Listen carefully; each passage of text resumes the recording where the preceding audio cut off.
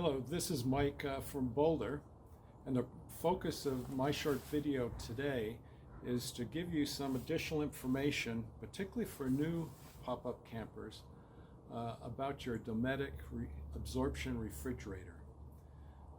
This is our Starcraft 1701 pop-up camper we bought in 2006, and we've been very happy with it. But I'll have to admit, when we first got an orientation on things, how to set it up and everything, it was pretty skimpy on exactly how to work with the refrigerator, what to expect from it. You know, certainly got the basic orientation and try and keep it level, which I didn't pay much attention to initially. You know, and how to turn it on with 120 volts or 12 volts, or what not to do with 12 volts, and then propane. Where we're located, I do almost all of our camping in national forests, so we don't have electrical hookups. Sometimes we don't even have water, or at least a water source, but it's more than made up for the beauty of our national forests. But anyway, when we first started our experience with our pop-up, we loaded the refrigerator and everything, and lo and behold, first of all, found it was kind of frustrating just getting the pilot started, the pilot lights. It took maybe 10-12 clicks when we were told you should be able to do it with just one or two. No one told us at that time you had to first bleed the air out of the propane system, which we now do. Secondly, it would start off, it would take a couple hours to cool down. But then, lo and behold, if we're camping in the summer months, it'd be nice and cold in the refrigerator in the early mornings. But by mid-morning, the temperature would be creeping up. And then, by mid-afternoon, if it was 80 degrees or above, we'd have to unload anything from the refrigerator that required to stay at 40 degree or less temperatures, and that was frustrating. So it's taken some time, but finally did some research about how these absorption systems, even went back to Dometic and eventually downloaded a maintenance manual from them, which gave me some additional information. So that's what I'd like to pass on to you, particularly anyone who's new into pop-up camping. So let's pause briefly as I'm going to go over the basic system using a schematic I downloaded from Dometic.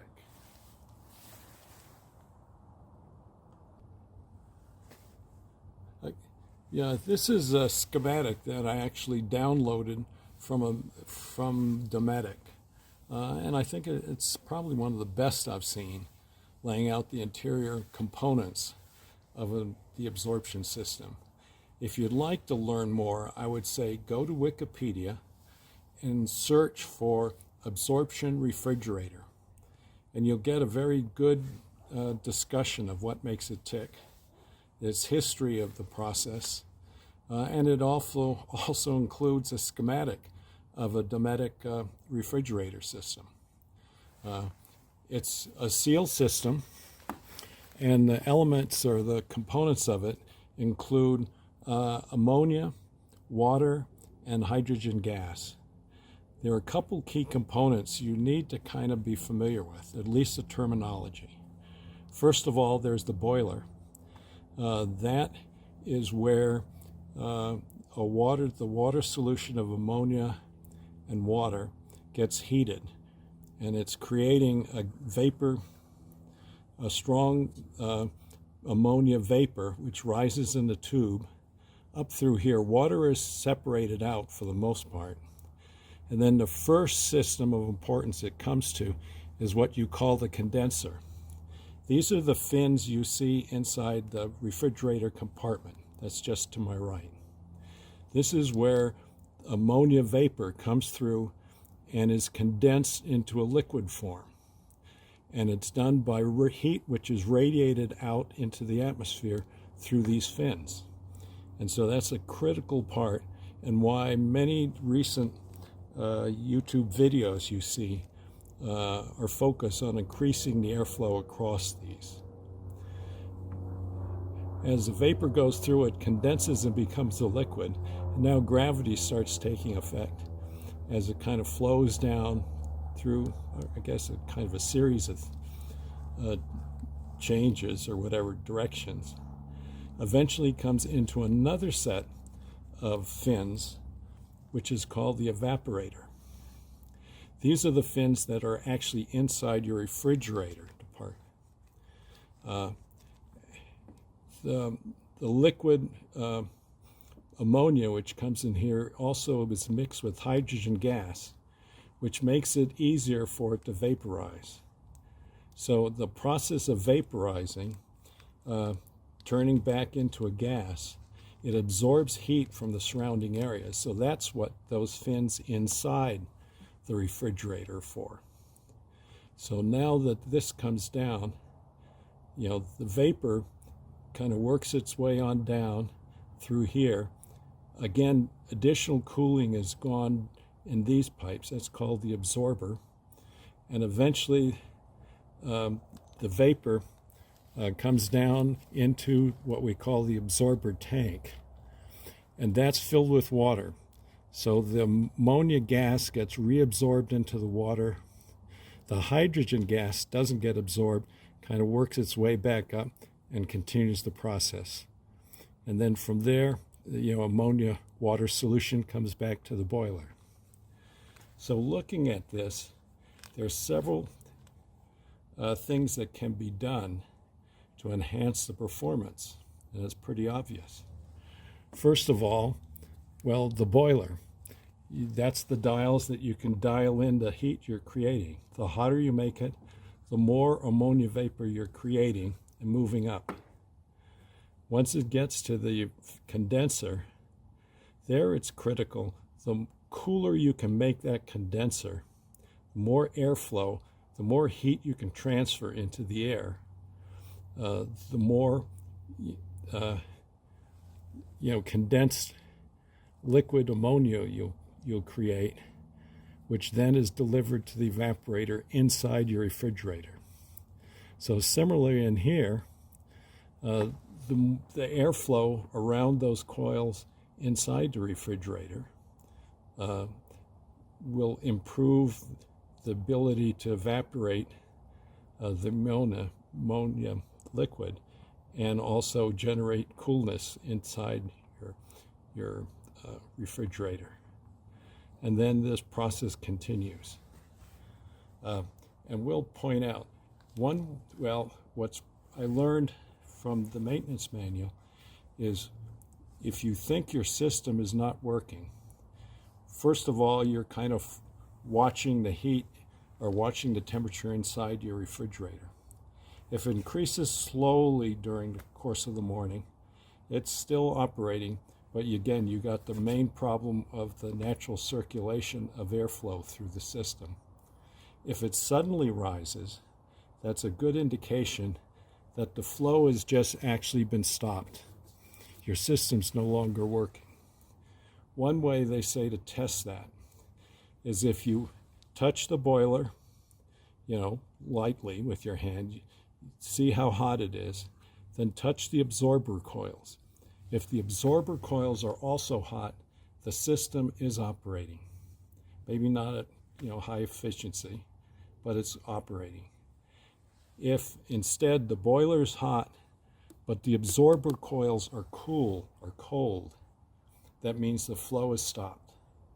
So at that point, all you can do is shut off the system, let it cool down, and after a while, go ahead, turn it on again, and see if it'll start operating. So now let's kind of just shift our attention to the actual system itself, and I'll also point out two ways I've done to improve its performance. All right, let's now look at the interior of the system here and several items which could be done to help improve its performance. The lower part of the grill here is where cool air comes into the refrigerator compartment. The condenser coil and the hot part of it is up here.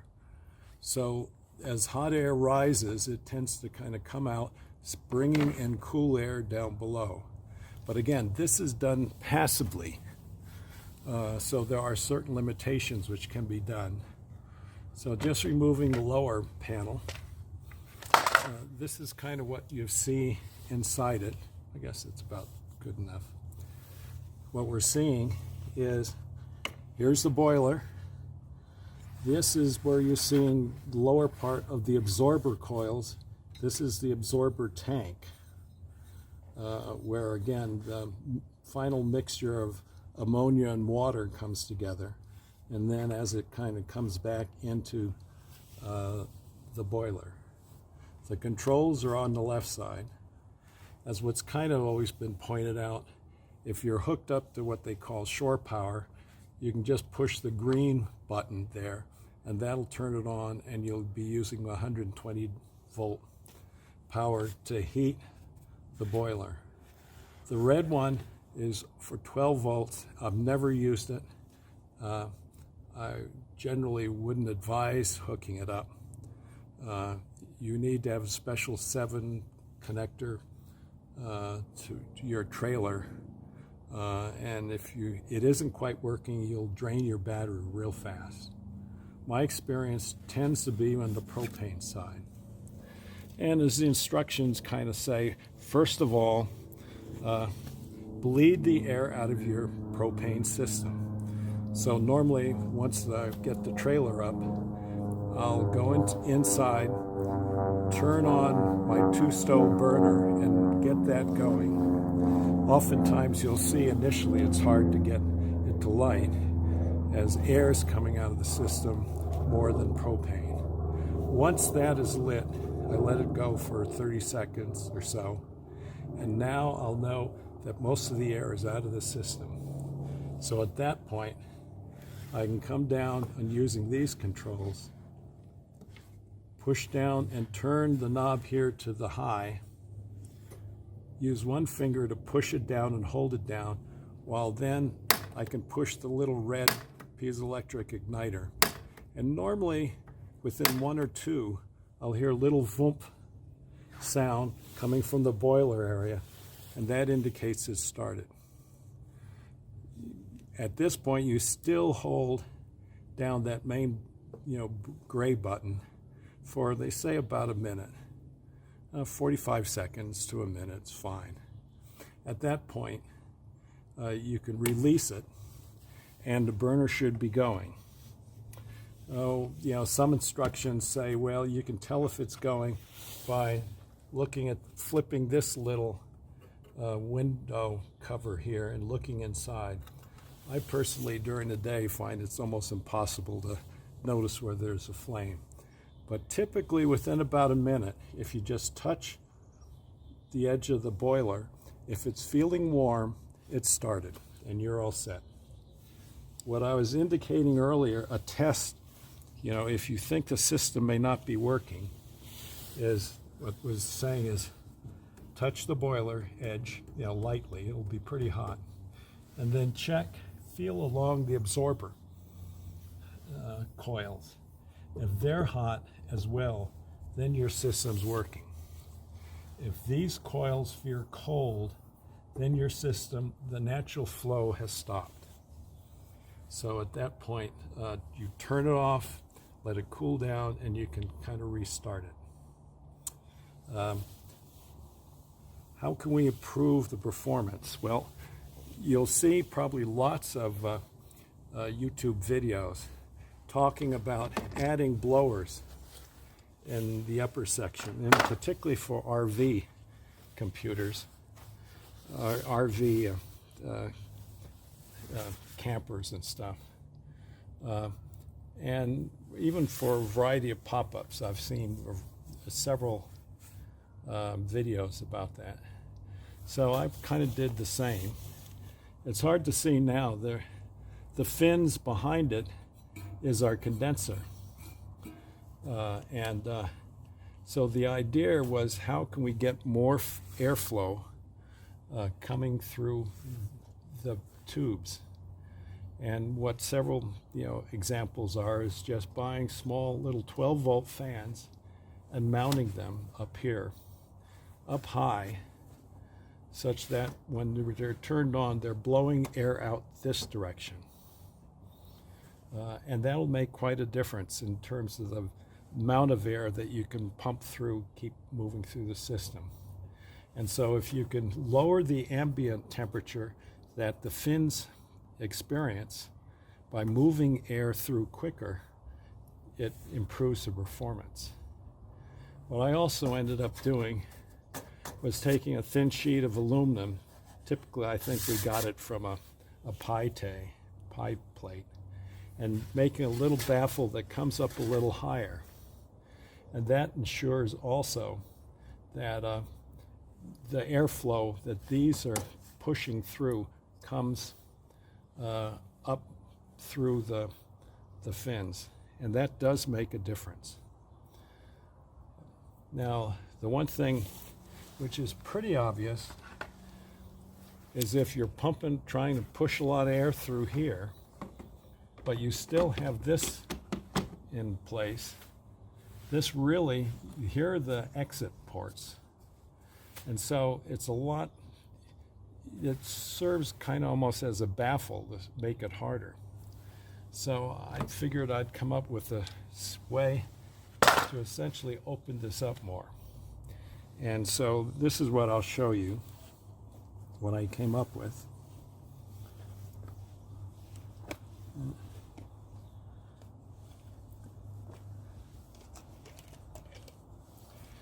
Now, what I ended up doing is, this is called hardware cloth. Almost like chicken wire, but it's a much tighter weave.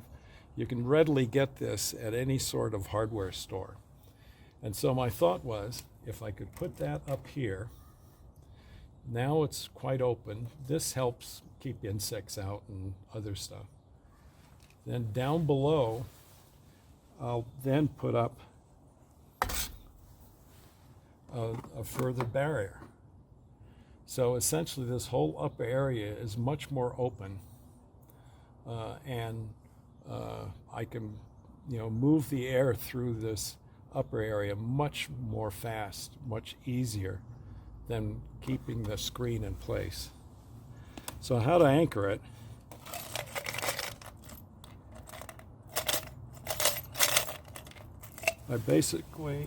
You could use either just kind of some large sheet metal screws and just put a larger butterfly nut on it and just glue it in place.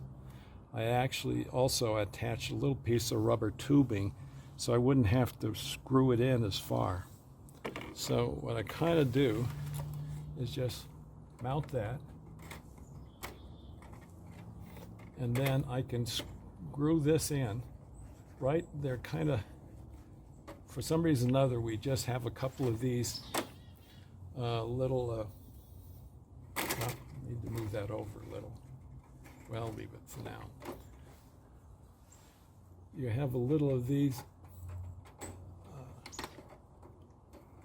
little holes up here. So there's the upper part. The lower part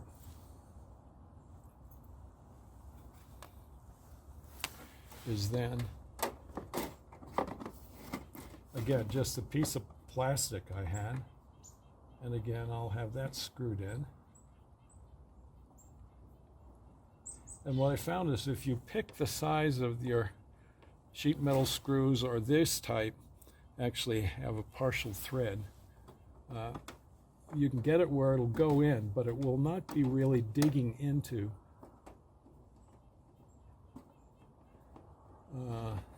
the little hole. So at this point, it's really quite open. In many cases, what I've found, if the temperature's like in the 70s or so, I don't even put the fans on. It's open enough that the flow of natural, current is, quite strong enough to really improve the performance. To turn these on, I have inside, I wired it such that I have a lighted toggle switch right near the refrigerator. So normally what will happen early morning, you don't need it. But during the course of the day, if it looks like it's going to warm up, I'll just turn the fan on and let them run. And that's made quite an improvement over the old performance. And again, I just keep this kind of wrapped up in a towel and keep it in the camper. The last thing I just kind of did, since this now is kind of open, I put a couple little angle brackets up above and just bent them so it'd be kind of coming down at an angle. And I just took another piece of plastic. I had plexiglass.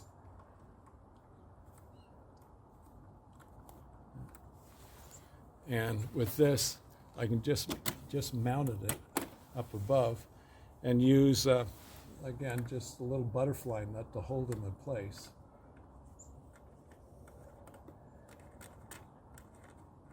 And this just provides some rain protection in case, we get a shower, since this now is fairly open. But this was not difficult to make. And what we're now done is increase the airflow through the upper part of the chamber quite a bit. And it has improved the performance of my refrigerator. The last little bit, let's shift inside, and I'll show you a couple items, again, which people have recommended that you should do inside the refrigerator to help prove its. As you can see, with the fans on now, you can get quite a stream of air coming through, as evident by these little pieces of wool there, and you can readily feel it. And even without the blowers on, when the refrigerator is fully undergoing, you can feel a steady stream of hot air coming out through this more open access. Okay, now we're inside the trailer, so we'll cover a few more items, all of which you should probably do, which will help improve the performance of your refrigerator. And that's kind of here. We have this area right above it, which is quite good, because obviously I have an ice chest there, and a smaller one, which I'll explain why I have that as well. But there's several things which are always pointed out. One is to make sure your seals actually close quite well. And one of the tests they talk about is called a dollar bill test. And if you just take a dollar bill, or just a piece of paper, and if you close the door on your particular, with your bill or piece of paper, and if you can pull it, but there's some resistance, you have a pretty good seal. If it comes out just very easily, you may have a problem with your seals. And they say do that on all sides. And this would indicate the seals are probably pretty good. One other thing that I've heard is that yearly you should at least clean your gaskets. These probably could use cleaning. And what I saw was listed some hot water, some vinegar, white vinegar, and dish soap. And then simply use a sponge or a rag and dip it and clean your gaskets all the way around. I think I've seen one which listed use lemon juice instead of vinegar. Well, that's one thing. And then similarly, particularly if the gaskets are pretty old, they came with the original trailer, and mine do. I saw one recommendation was to take some Vaseline, just put a little dab on your finger and run that around your gaskets as well. So this is a very important aspect of keeping your refrigerator working pretty well inside. I don't know if all refrigerators have, but I have this little swivel thing on top, which when I close it, it either ends up keeping it partway open when I'm storing it, which is good, or again, I can swivel it this way and bring that, and it snugs it down even a little tighter. So a lot of times I'll just snug that as well. Inside the refrigerator, again, you can't see it, but the coils which go all the way across the back, the fins, that's the evaporator. That's where, the liquid ammonia, which is coming in from the refrigerator compartment, evaporates, and in doing so absorbs heat from inside the refrigerator. It's kind of very important to know what the heck is going on in your refrigerator. And probably the one thing I couldn't recommend more is get yourself one of these remote thermometer arrangements, or just a thermometer. This one I like. It's from Oregon Scientific, but a bunch of places have them. This one comes with 2 remote thermometers. One I put inside the refrigerator about mid-level, and then the other one I typically have outside. And this one I kind of like too, because it even gives a change in barometer. Well, it tells the temperature outside on both of these, and even gives you an indication of changes in weather. So I use this all the time, and keeping one in here, and I can tell what's going on in the refrigerator without having to open it. The other thing which is pretty good is some of these, and I think this one too, you can set it where there'll be an alarm.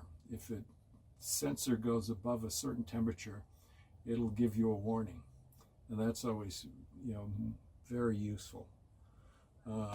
What I kind of do with this one is in the back I have Velcro.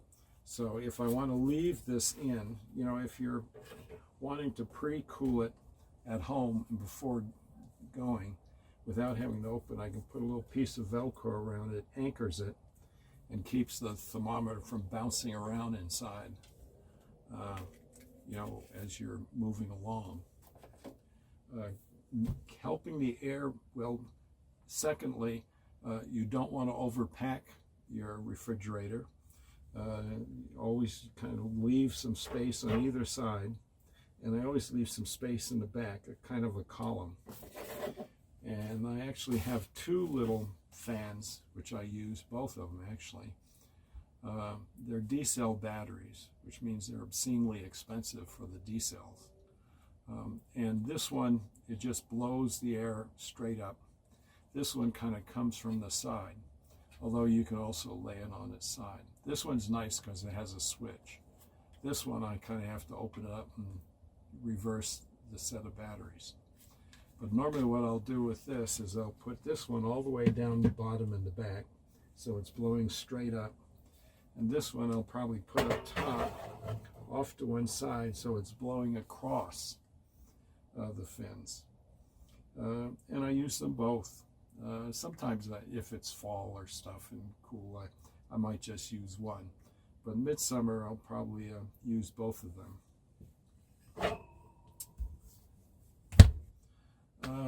Ice chest.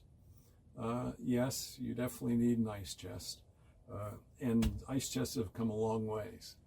The newer ones I find just very heavy, very expensive. And I've had this one for years. It's a foam one. It's called Husky, Huskee. And the thing I've just kind of liked it over the years is it has one of the thickest thickness of foam insulation, and I find it works quite well. So I still use this. I generally will use 1 or 2 blocks of ice rather than a lot of ice cubes. whatever I can put in there that I can freeze solid, I'll freeze it in advance. Then on top there, especially as I take stuff out, I have another little layer of foam, kind of a lid, which I can then just push down. And that means, you know, where the ice and everything's cooling is a smaller volume than that above. Normally what I'll try and do is I'll take out whatever it is that I may want to have during the day, ready access, and I'll take it out and put it in here.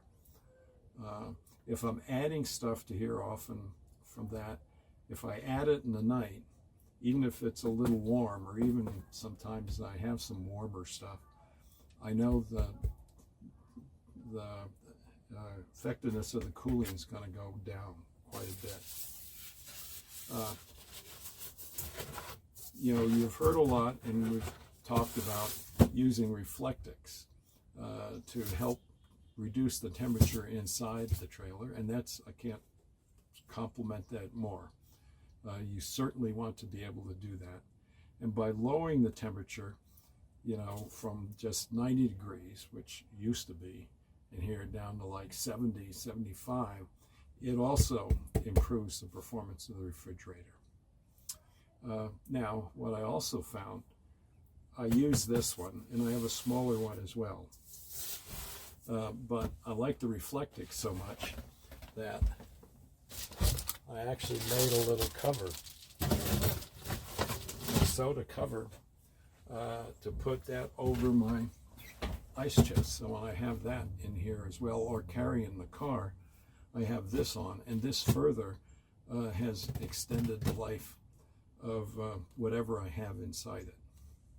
Now, cooling down the refrigerator, I don't pack, and I normally don't pre-cool before taking off on a trip. Normally I just don't remember to do that, or I won't remember to shut it down or whatever. But I'd like a way to speed out the pre-cooling.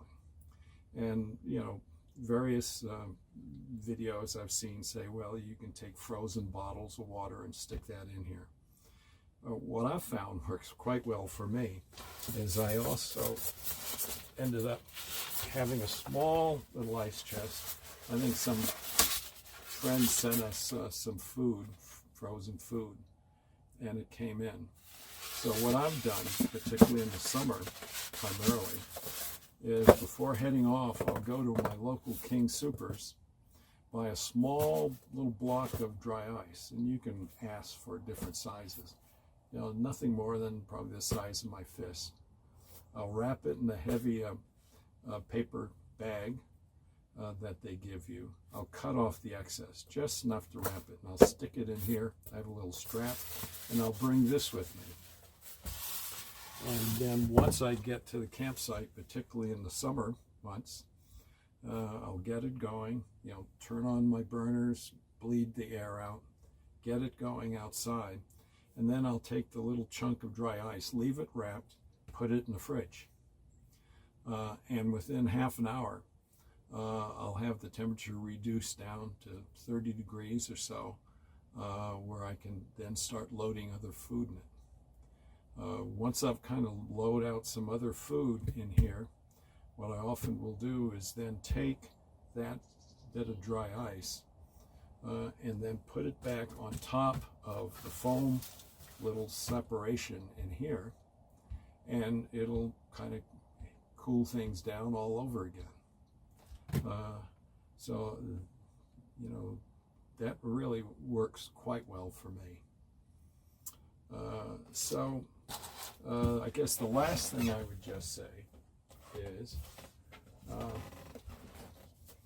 a camping diary, I think, is really important. I like this size. I can readily fit it in on the little door area here.